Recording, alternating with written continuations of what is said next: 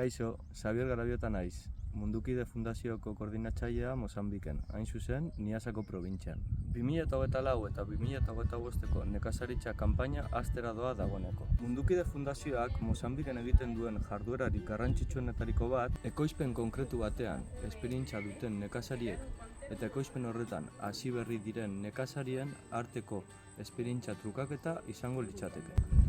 Aste honetan, soja eta sesamoa landatzen esperientzia duten nekazariak heldu dira Niasako probintzian lan egiten dugun gune ezberdinetara.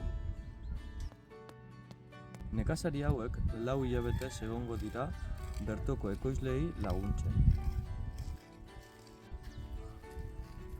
10 urte baino gehiago daramatza Mundukidek metodo hau erabiltzen.